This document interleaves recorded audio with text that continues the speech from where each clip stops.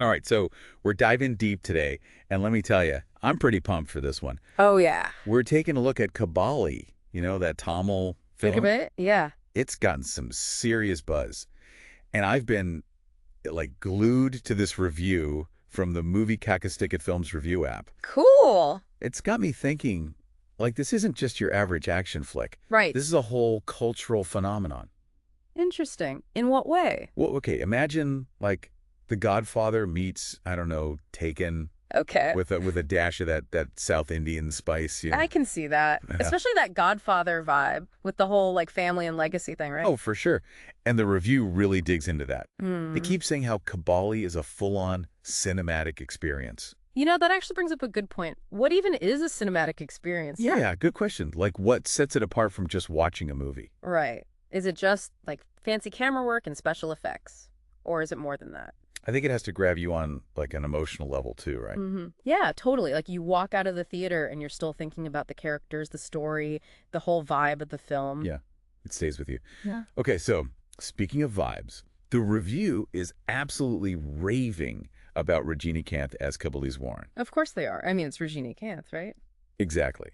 And Yeah. they talk about his charisma and depth in this role, which, I mean, he always has those things. But what do you think makes this performance stand out? Well, you got to remember, Rajinikanth is basically an icon in India. Seriously, he's almost a god to some people. No, right. So he's famous for those crazy action sequences and those one-liners. The one-liners are the best. Yeah, totally. But in Kabali, he's a bit older, a bit wearier. The director, you can tell, really let those subtle moments shine.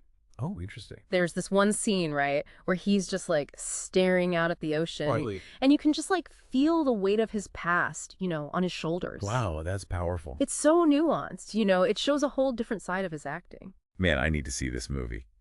Okay, so the review also delves into how Kabali tackles big themes of identity and belonging, especially through Tamil pride and resilience. Yeah. And the setting plays a huge role in that, right? Right. The fact that it takes place in Malaysia, a country with a massive Tamil diaspora. Exactly. Makes you think about cultural preservation. Mm-hmm. How do you hold on to your roots when you're so far from home? Yeah, that's such a complex issue. It is, and we see Kabali dealing with that, navigating his Tamil heritage and his Malaysian identity. It's super layered. Wow. It's like they took an action movie and turned it into this commentary on the immigrant experience almost. Right. And it makes me think of those really impactful films that deal with similar themes like Namesake or Joy Luck Club. Yeah, totally. Yeah. Stories about those cross-cultural experiences. Exactly. Okay, but let's be real. We also want some good action, right? Oh, absolutely.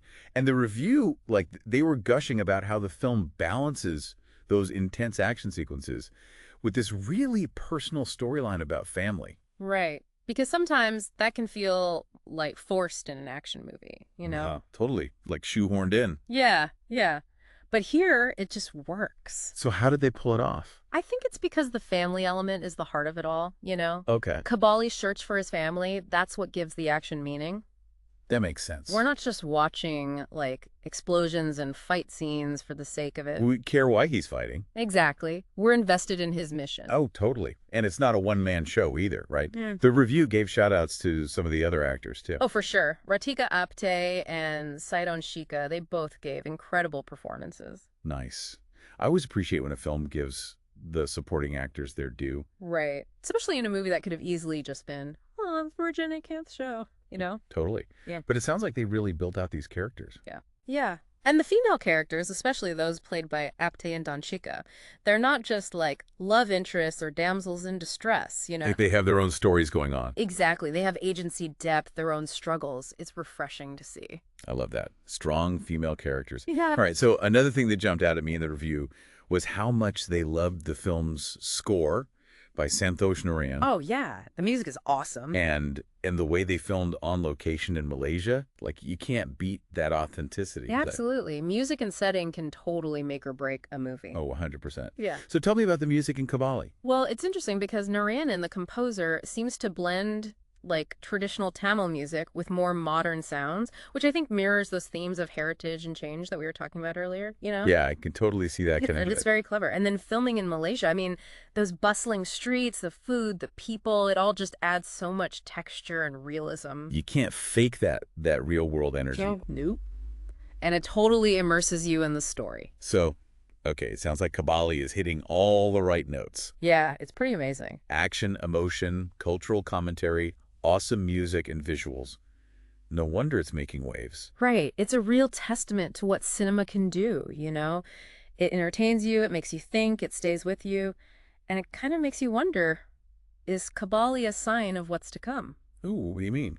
Well, like, will we see more South Indian films breaking into the global market, you know, reaching a wider audience? That would be so cool. I mean, there's clearly a demand for these kinds of stories, these perspectives. Totally. It's an exciting time for cinema, that's for sure. Well said. And on that note, we'll wrap up our deep dive into Kabali.